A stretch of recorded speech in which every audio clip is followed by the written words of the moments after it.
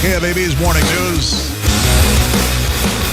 Digging into a brand new week here. Great to have you with us on this Monday morning. Gary Saddlemeyer, Jim Rose and company. And in the wake of the murder of United Healthcare CEO Brian Thompson, the insurance industry in general has been under the microscope and has taken a lot of fire. And there are so many issues here that it's complicated to try to do justice to it in a relatively short segment. But if anybody can, it is our official evil insurance man of KFAB's Morning News, Art Jetter of the Art Jetter Company, longtime insurance executive. Art, good morning. Good morning, Gary. Great to have you here. Is there a generalized or thumbnail version of the insurance industry response to the criticisms that have been raised in the wake of this murder?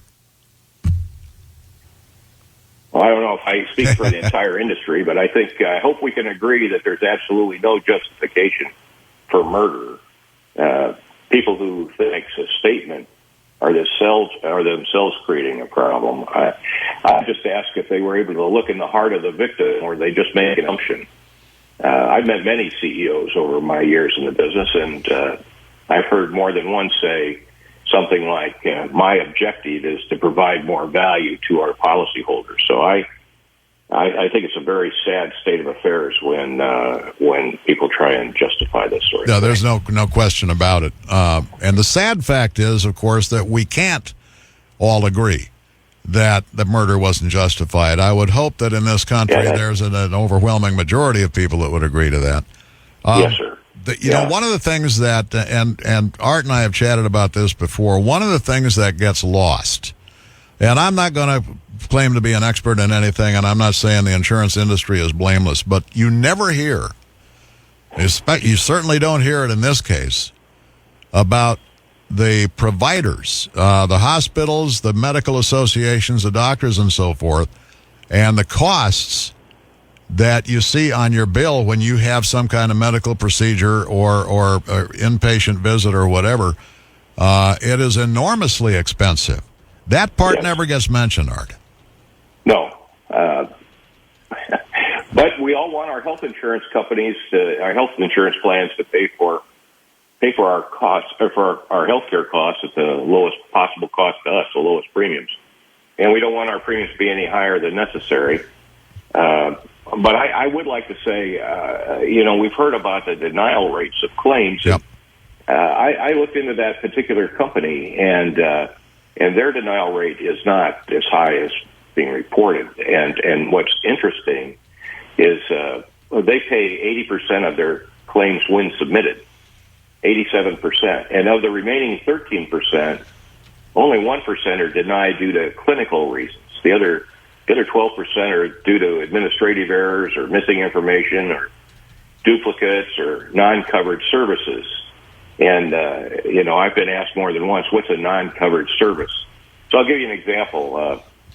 Medicare pays 100% for 20 days of skilled care at a facility when it's rehabilitative. But that often gives people the idea that Medicare will pay for custodial care in a facility when the time comes.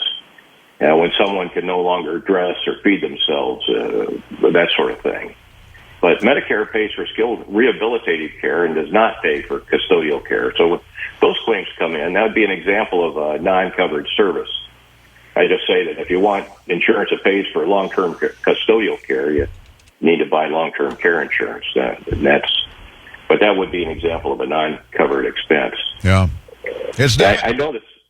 Go ahead. Sorry, go ahead, Gary. No, go ahead. Well, I know this is basic logic, but the cost of insurance is directly related to the cost paid for care, just like you were saying.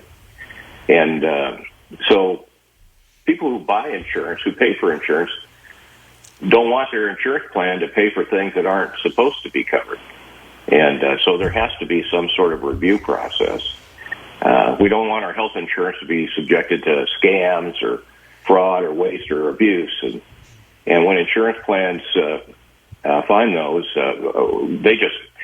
if they don't catch them, it just drives up all of our premiums. So everyone should want a process where those kinds of things are challenged. insurance companies are the ones that catch those scams and fraud, waste, and abuse. Is there anything? A lot of people, and part of the literature I've read is that if you have a claim denied and you believe it's legitimate, you should appeal it and make your case. A lot of people have difficulty navigating that. Is there? Go ahead. Sorry. Well, every plan would have an appeals process, and they should make that evident to the policyholder. Just calling customer service, for example. So how do I appeal that? And the industry numbers show that of claims that are appealed, roughly half of them are paid, and in part or in whole. So the reason I say in part or in whole, it could be that a claim was denied because there were several things in there that aren't covered. And even if they pay for the balance of the claim,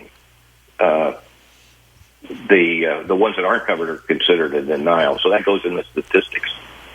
But there's an appeals process. Yeah, as you said, yes. Art, this is a troubling time for a lot of Americans because of the cost of health care and the cost of insurance. And it's a very complex financial equation.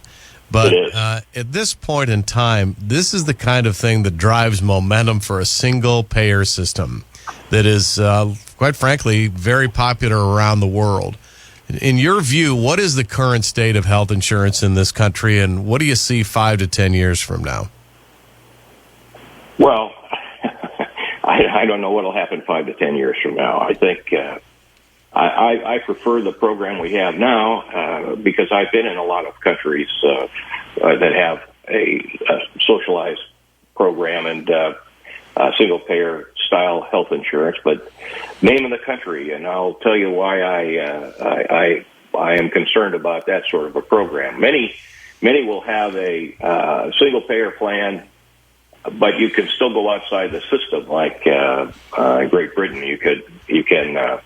A lot of people call it insurance to jump the queue because you get in a waiting line to get your health care, but if you're a cash payer, you can get ahead of the line. You can go to a doctor that'll accept money. Is that affordable? Not so in Canada. Would that system work? Is that affordable? Well, the taxes are a lot higher. So, somebody pays. But I mean, if you jump the line, what's the cost for that?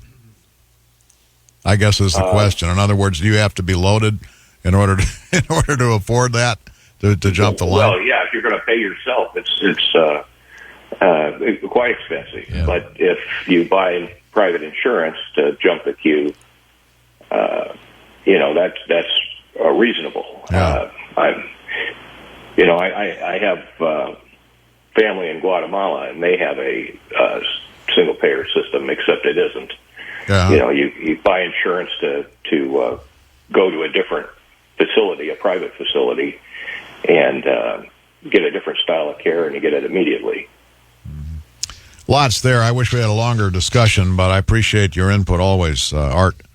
Art Jetter, one of the great insurance executives, I say that seriously, in this country. Yeah. And the official evil insurance man of KFAB's Morning. All right, on to Sports Brief now, Jim Rhodes. That's a takeoff on what Limbaugh used to say at the height of Obamacare. Oh, yeah. The evil insurance. All right, good morning, everybody. Great news by dinner, sad by...